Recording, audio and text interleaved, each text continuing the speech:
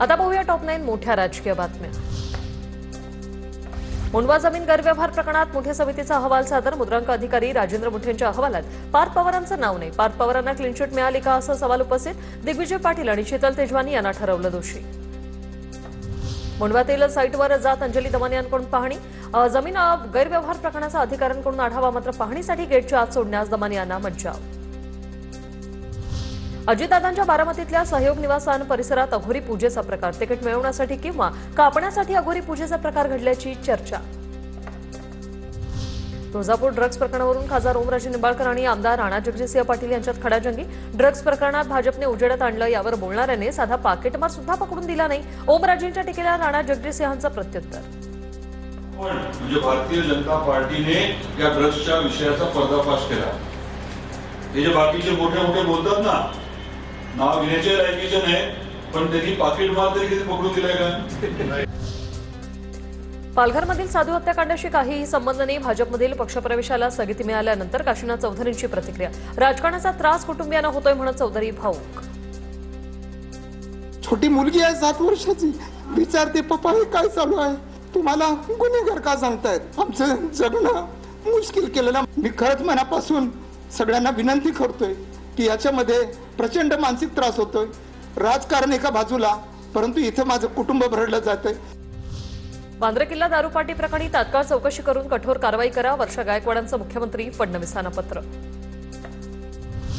वांद्रे किल्ल्यावरील इव्हेंटला सांस्कृतिक मंत्री आशिष शेलारांची उपस्थिती। अखिल चित्रे यांच्याकडून फोटो ट्विट करत आरोप। 48 तास उलटले तरी कारवाई का नाही, हे आता समजलं। किल्ले अडवा, अड्डे बनवा हे नवं धोरण सांस्कृतिक मंत्रालयाने हाती घेतले वाटतं, अशी ही टीका। वांद्र्यातील संगीत कार्यक्रमाला नियम डावलले असेल तर कारवाई होणार, आशिष शेलारांची प्रतिक्रिया। कार्यक्रमात मद्यविक्री झाली का याचा तपास केला जाईल। मुख्यमंत्री फडणवीसांनी देखील चौकशीचे आदेश दिलेत, शेलारांची माहिती।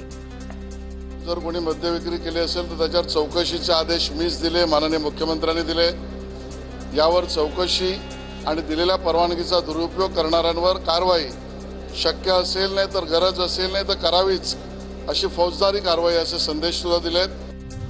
गणेश नाईकांच्या ठाण्यातील जनता दरबाराविरोधातील याचिका मागे घ्या। हायकोर्टाचे याचिकाकर्ते किशोर पाटकरांना सूचना। जनता दरबारात जाऊन नाईकांना तुम्हीच सांगा, जनता दरबार घेऊ नका, शिंदे गटाच्या पाटकरांचे टोचले कान।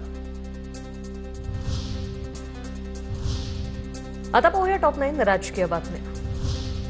राष्ट्रवादी काँग्रेसच्या नेते प्रवक्त्यांवर आता डिझाईन बॉक्सची नजर। नेते आणि प्रवक्ते काय प्रतिक्रिया देणार हे आता नरेश अरोरा ठरवणार। माध्यमांशी बोलताना अरोरांच्या परवानगीची आवश्यकता, सूत्रांची माहिती। बिहारमध्ये ठाकरे बंधू नव्हते तरी काँग्रेसचा पराभव झाला, यावर मुंबईकर काँग्रेसवाल्यांचं म्हणणं काय? काँग्रेसनं मुंबईत स्वबळाचा नारा दिल्यावर सामन्यातून सबुरीचा सल्ला। रत्नागिरी नगर परिषदेसाठी उमेदवारी नाकारल्यानंतर राजन साळवींचे पुत्र अथर्व साळवींचं भावनिक पत्र। पक्षनिष्ठा या आशयाखाली महायुतीच्या निर्णयाने निवडणुकीतून बाजूला व्हावं लागत असल्याचा पत्रात उल्लेख। ठाकरे सेनेसोबत आम्ही युती करायला तयार, मात्र तिसरा पार्टनर नको अशी आमची भूमिका। आम्ही सबुरी ठेवूनच वागतोय। सामनाच्या अग्रलेखाला विजय वडेट्टीवारांचं प्रत्युत्तर। मी आणि समरजित घाटगे एकत्र येणार यात तथ्य नव्हतं, आमच्यात चर्चा नाही, पण स्थानिक नेत्यांनी चर्चा केली। संजय मंडलिकांची माहिती। कागलमध्ये शिवसेनेला प्रचंड प्रतिसाद मिळत असल्याचा दावा। जिल्ह्यातील प्रभारी सर्वांशी संवाद साधतील, अर्ज मागे घेण्याच्या तारखेपर्यंत नाराज अपक्ष अर्ज मागे घेतील, चंद्रशेखर बावनकुळेंची माहिती। मी राजकारणात आलो तेव्हा माझ्यावर घराणेशाहीचे आरोप झाले, पण राज्यातील ज्येष्ठ नेत्यांचे पुतणे मुलं राजकारणात आली। घराणेशाहीच्या प्रश्नावर विखे पाटलांची शरद पवारांवर टीका। मुंबईतील शिवसेना भवनमधील ज्येष्ठ शिवसैनिक कक्षाचा वर्धापन दिन सोहळा 20 तारखेला होणार। उद्धव ठाकरेंच्या हस्ते ज्येष्ठ शिवसैनिकांचा सन्मान होणार। बिहार आणि महाराष्ट्राच्या राजकारणाची तुलना करण्याची आवश्यकता नाही, सामनाच्या लेखावर हर्षवर्धन सपकाळांचं प्रत्युत्तर। बिहारमध्ये 10 पक्ष सोबत असताना आमचा पराभव ही वस्तुस्थिती, सपकाळांचं वक्तव्य। ते हरियाणात झालं आणि जे हरियाणात झालं तेच बिहारमध्ये होताना दिसते। सोबत घेऊनही पराभव झालेला आहे आणि सोबत राहूनही लोकसभेमध्ये मोठं यश संपादन झालेलं आहे। बिहारच्या आणि महाराष्ट्रातल्या राजकारणाची तुलना करण्याची कुठली आवश्यकता नाही, हे यातून ध्वनित होतं।